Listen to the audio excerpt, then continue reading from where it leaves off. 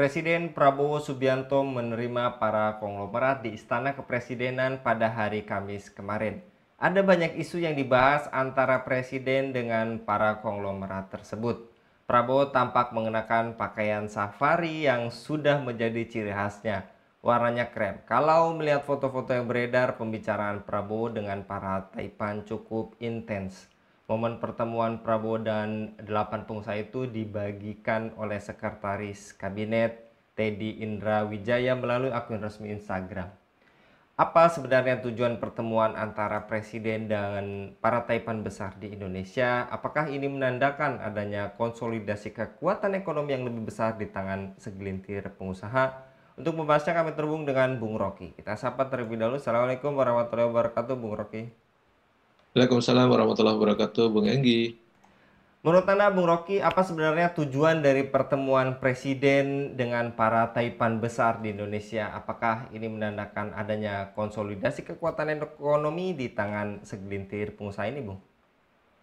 Iya, kalau Presiden ketemu dengan tamu, tentu urusannya penting.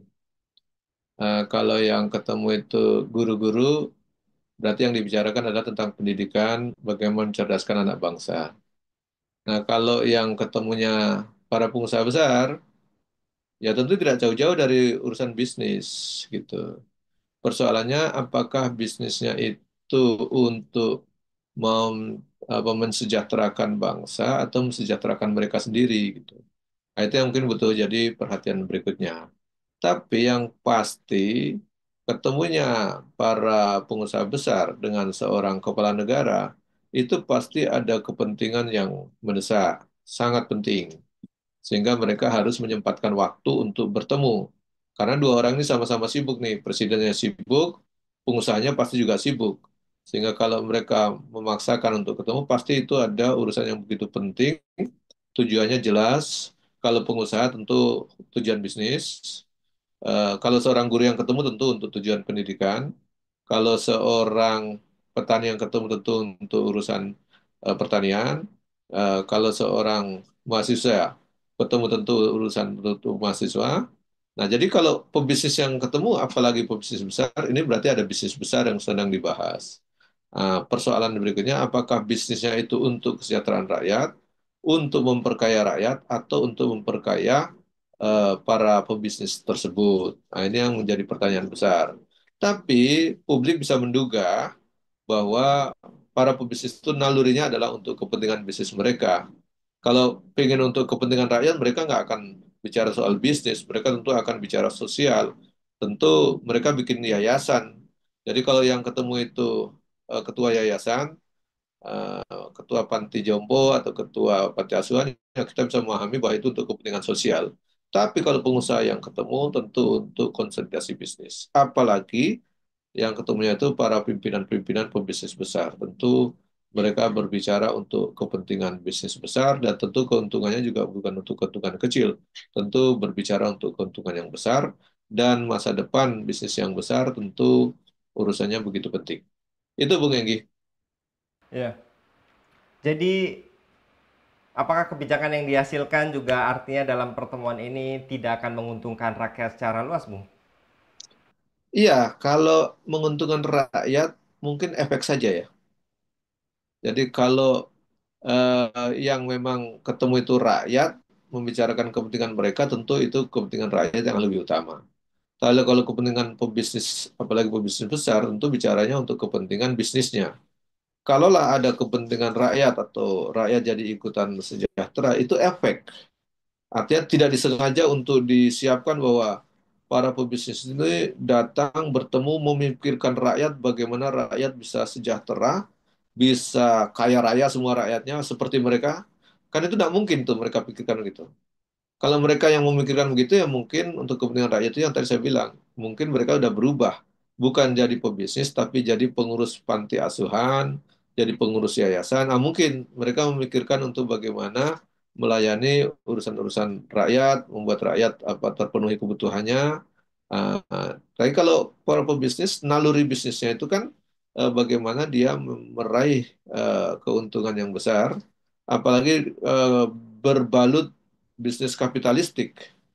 maka mereka pasti punya adagium yang sangat populer, pengorbanan sekecil-kecilnya atau dengan modal yang sekecil-kecilnya mendapat untung yang sebesar-besarnya.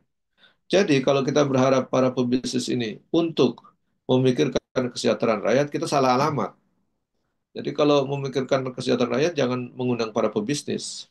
Kalau tujuannya untuk mencerdaskan rakyat, jangan mengundang para pebisnis, gitu. Jadi para pebisnis ini memang nalurinya untuk berbisnis. Pebisnis nalurinya untuk meraih keuntungan. Jadi kalaulah ada rakyat yang ikut sejahtera akibat bisnis mereka, itu efek samping, bukan tujuan utama. Jadi para pebisnis ini tidak menaruh tujuan utama ingin memperkaya rakyatnya atau memperkaya masyarakat, itu bukan. Yang tujuan utama dalam mereka ingin meraih keuntungan untuk siapa? Untuk mereka dulu. Kalau ada rakyat yang ikut-ikutan sejahtera atau terdampak kesejahteraannya, yaitu efek samping, bukan merupakan tujuan utama. Apalagi rakyat Indonesia secara keseluruhan. Nah, itu yang mungkin perlu kita sadari betul. Jadi, kalau kita berharap besar bahwa para pebisnis ini bertemu kepala negara untuk memikirkan rakyat supaya rakyatnya bisa kaya raya seperti para pebisnis itu adalah mimpi gitu. Mimpi yang tentu apa eh, tidak akan terwujud gitu. Karena jelas para pebisnis yang kaya raya itu tidak ingin ada saingan. Saingan di antara pebisnis saja mereka sudah risih.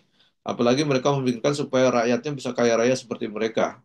Tentu mereka tentu tidak ingin itu. Saya pikir ini yang perlu kita dudukkan supaya masyarakat kita atau pemimpin-pemimpin kita tidak terlalu berharap banyak kepada para pebisnis untuk bisa mensejahterakan rakyat kita. Begitu Bung Enggi.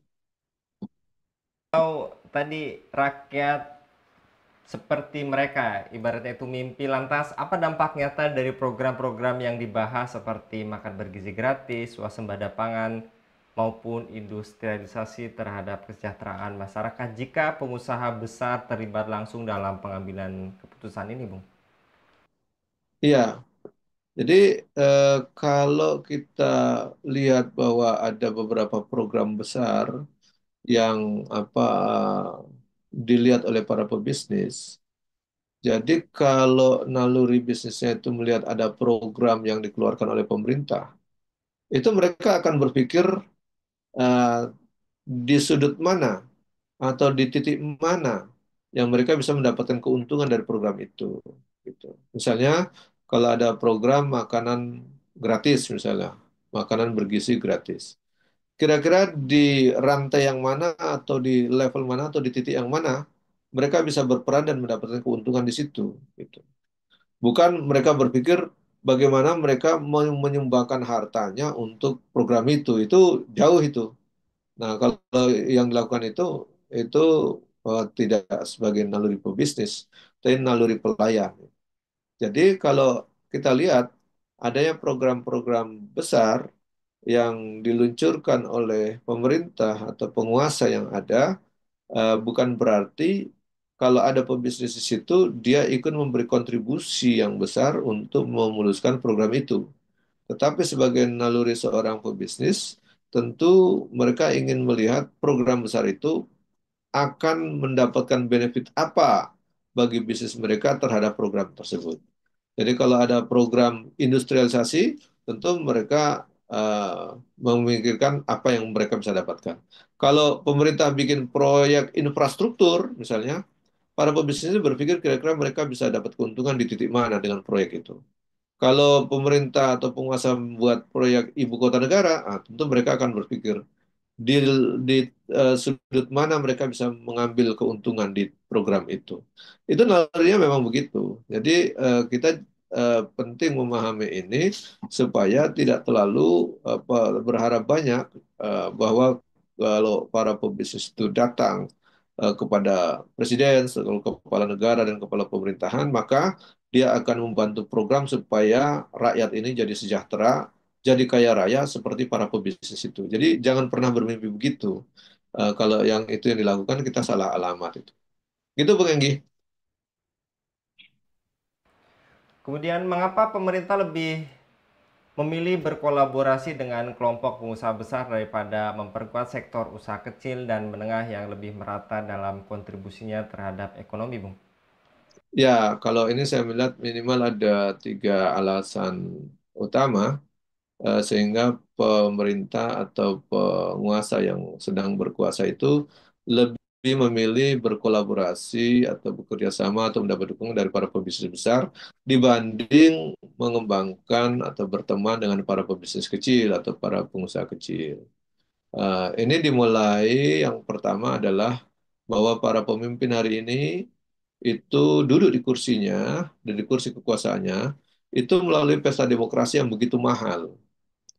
Sehingga mereka harus berpikir untuk mengembalikan biaya politik saat pesta demokrasi yang begitu mahal itu dengan berbagai cara supaya dalam waktu yang sesingkat-singkatnya biaya-biaya itu bisa terlunasi atau bisa kembali. Selain itu, mereka juga harus mempersiapkan diri untuk mencari biaya berikutnya untuk menghadapi pesta demokrasi ke depan 5 tahunan itu yang biayanya sangat mahal itu. Jadi kalau berkait dengan biaya, tentu eh, dia butuh teman atau kolega atau partner yang memang punya modal besar sehingga bisa mempercepat pengembalian modal-modal itu, modal-modal biaya politik. Bahkan mungkin bisa jadi para pebisnis itu di antaranya juga yang ikut membiayai proses pesta demokrasi lalu yang biayanya sangat besar itu bisa jadi sudah diambil izin atau diambil sebagian dulu. Biayanya itu ditaruh dulu untuk membantu membiayai dan kemudian akan ada kompensasi ketika sudah menjabat untuk ikut-ikutan mengurus proyek-proyek yang bisa mendapatkan benefit untuk biaya politik berikutnya. Itu yang alasan pertama. Maka alasan yang kedua, eh, dengan adanya kolaborasi dengan pengusaha-pengusaha besar itu mereka sudah bisa eh, ikut menginvest kembali untuk periode berikutnya.